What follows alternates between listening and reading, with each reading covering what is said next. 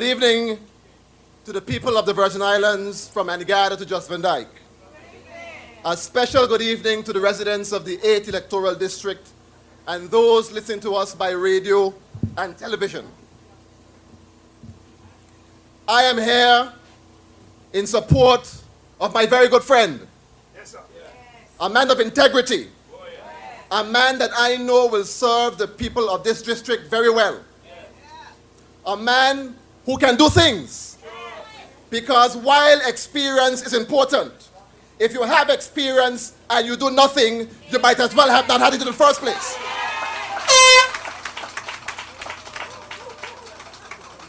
Talk is cheap, but money buy land, and Marlon will deliver for the people of the 8th district. I know that.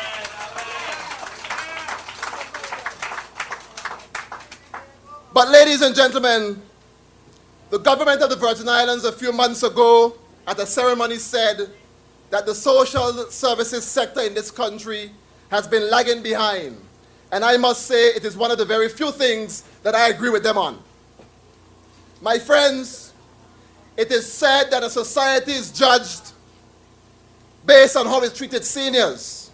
It's young and the most vulnerable in its community. And ladies and gentlemen, the judgment is not good when it comes to the British Virgin Islands. We have not been as caring to our vulnerable citizens as we should have been over the last 4 years. As a matter of fact, life for our seniors has become much more difficult over the last 4 years. Ladies and gentlemen, the Adina Donovan Home for the Elderly is not one that is fit for our seniors. We have a country which has a projected income this year of $289 million. For a place that has this kind of potential to generate this kind of money, do you think that our senior citizens should be living the way they're living now? No.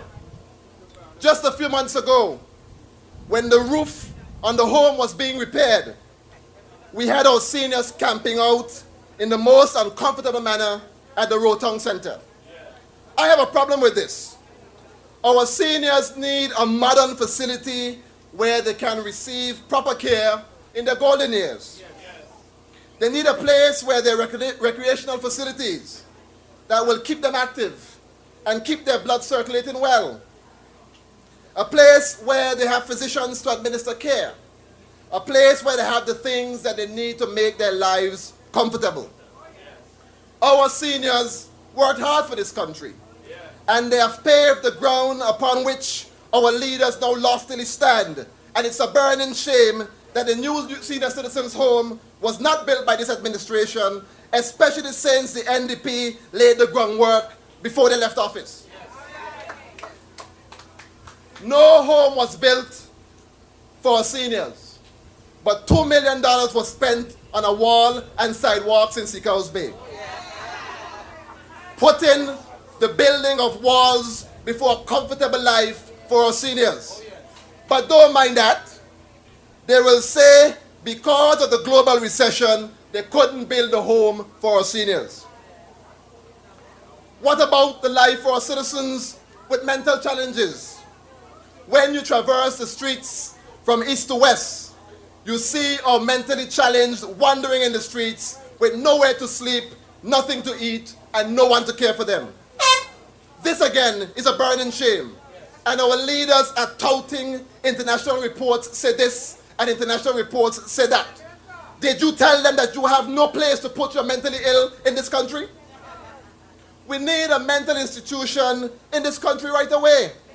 A responsible society and a responsible government would know that you do not neglect the disadvantaged and less fortunate in the society.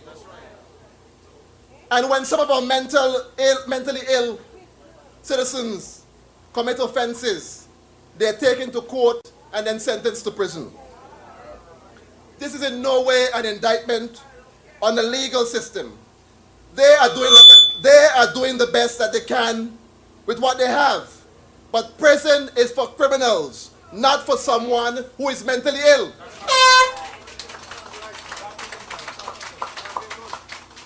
We promote a country, our country, as a high-end tourist destination. And this sort of situation is not only unconscionable, but it could have profound effects on our tourism product. What would our leadership say if one of our mentally ill citizens seriously injures a tourist? There is no mental home for mentally challenged, but upwards of $5 million was spent on fixing a gut that still runs the same way and continues to damage people's property. But don't mind that.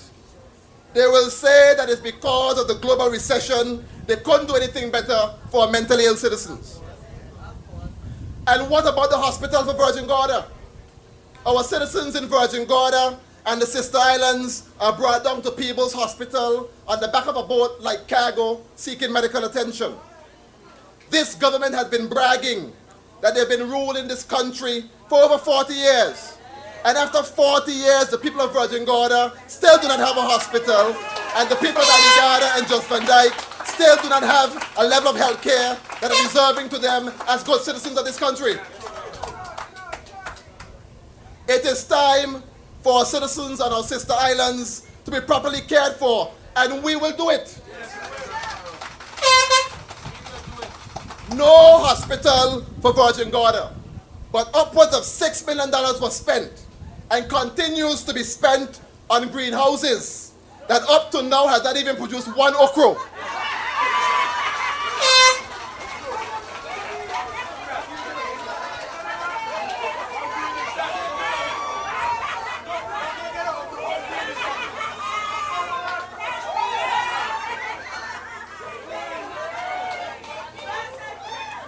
But don't mind that. They will say that it's because of the global recession they could not build a hospital for Virgin Gorda. And what about our citizens who are living with disabilities? Especially our children that are born with disabilities, such as autism, physical, hearing, and vision impairments, and learning challenges. The parents and guardians of these children are still having difficult times in finding assistance to care for their loved ones. These children have dreams and aspirations like all of us. And every effort must be made to ensure that they become productive members of our society. I pledge to you, fellow Virgin Islanders, your new NDP team, your new NDP government will give the parents, guardians, and children living with disabilities throughout these Virgin Islands the support that they need when we take office.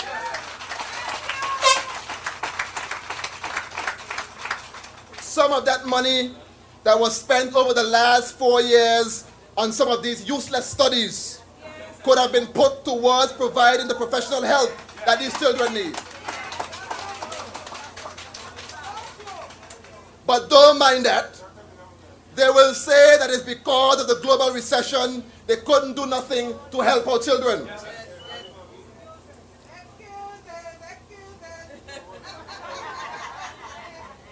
The cost of living in this country has been on steady increase over the last 4 years, and it continues to increase. Our citizens who are on the lower end of the pay scale are having a hard time keeping food on the table and electricity in their homes. Our pensioners who have grown accustomed to living off of a particular monthly income are becoming alarmed because if this continues, they will not be able to keep pace financially. We hear constant excuses that the recession is responsible for the government's mediocre performance while in office. Yes, sir. I ask you tonight, is the global recession responsible for this government not implementing the necessary policies to keep the cost of living down? No. This is not something that calls for money, but it would have saved our citizens millions and would have curtailed the exportation of our hard-earned money to St. Thomas. Yeah. There are some very important things that can be done to improve the lives of our people that do not have a price tag attached to it. Yes, and this is one of them.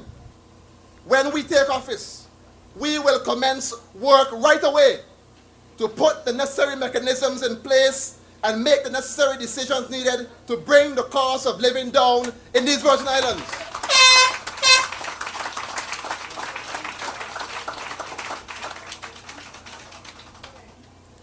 Ladies and gentlemen, Martin Luther King said that the ultimate measure of a man is not where he stands in moments of comfort and confidence, but where he stands at times of challenge and controversy.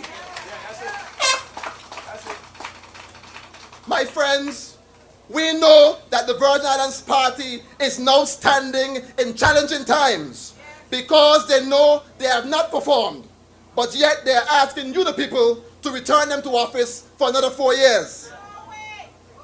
They have also realized that the people are not impressed with them, and the support that they've expected to receive at their rallies have not been forthcoming at all. So they're resorting now to the usual lies and trickery. And it seems to me that lies and trickery has now become a part of the DNA of the Virgin Islands Party.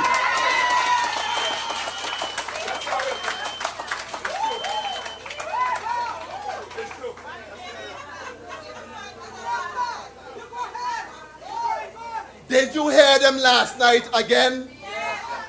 Pontificating? They shared absolutely no plans on how they intend to take this country out of the economic mess that they've put us in. No plans on how they intend to make life better for the people of the country. Absolutely nothing. Last night was all hat and no cattle.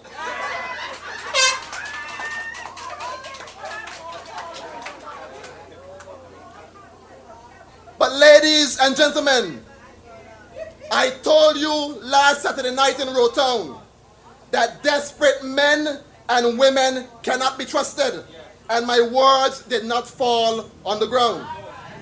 For last night you heard who should be honorable people dishonoring themselves with lies to win an election. Just to win an election, they looked in the eyes of the people of this country and told them that we will lay off the civil servants if we get elected. A nefarious plot to turn the civil service against the new NDP. The civil servants know that this is not true. I never said that. We never said that. And the proof is there.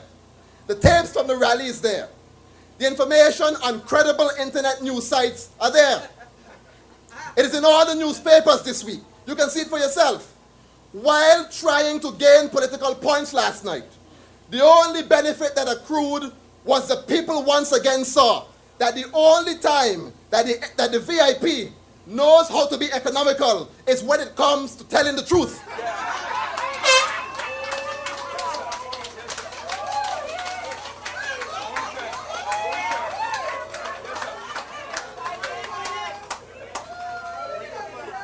You cannot believe a word that comes out of their mouths. They were the ones who placed the hiring freeze on the civil service. They were the ones who commissioned this very same KPMG study on the civil service. But I tell you, a false witness shall not be unpunished. And he that speaketh lies shall perish.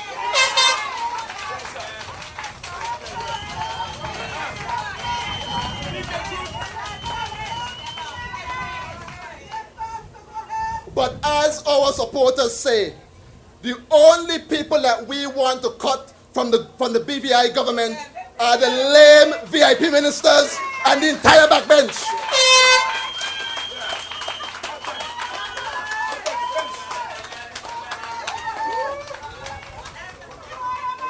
It seems to me that these same men and women do not understand the seriousness of the present situation in the Virgin Islands. It seems to me that they cannot understand that times in the Virgin Islands are hard, or people are without jobs, funds are scarce, and the future for many appear bleak. Or perhaps we should blame that. Blame their lack of understanding on the global recession. But in all seriousness, our territory is in need of honest men and women to take it forward. the issues we presently face will not disappear after November 7th. It is only then the real work will start to get us out of the ditch that we're presently in. So far, you have been hearing from our trusted leader, Honorable D. Orlando Smith, your next premier.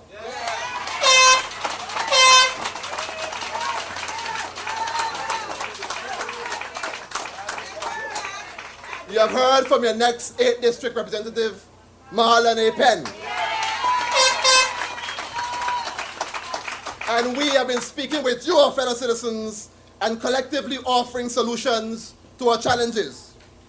We will need to rally together as a country to help the Virgin Islands get out of this mess and find those opportunities to rebuild confidence in our economy and truly make life for all our citizens, our elderly, our mentally ill, and disabled citizens the best it can be in the Caribbean. But ladies and gentlemen, before I leave, my grandmother used to say that when you're digging grave for somebody, you dig two. So while they tried to trip up the NDP last night, one of their large members said, where will the NDP get all this money for their plans? Are we to believe that that is a tacit confession that the country is broke?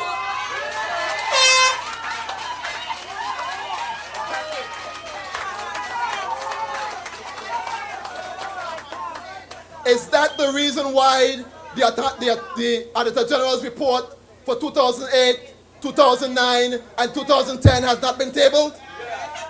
What if we want to carry that rumor that the country is broke, that you said the country is broke? When you're digging grave, dig two.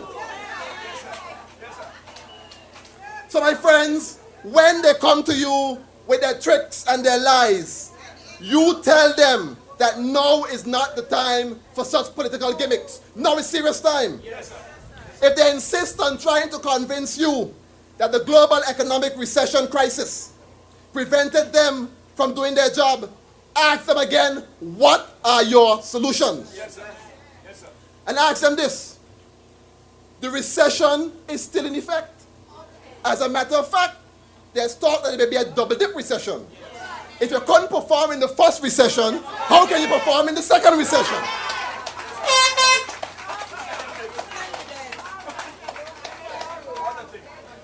The global economic landscape has changed, and these guys just don't have it. Ask them what are their plans to move this country forward, and you will find out that there's nothing there. All hat and no cattle. On November 7th, I urge you, my fellow citizens, vote for a better Virgin Islands. Vote to give back this country to leaders that are honest, ready, and have a proven track record of doing things and moving this country forward. On election day, vote the new National Democratic Party all the way, because we are still the best hope for this country's future. I thank you. NDP does dwell in the place of the Most High. Oh, yes, that's true. And abide under the shadow of the Almighty.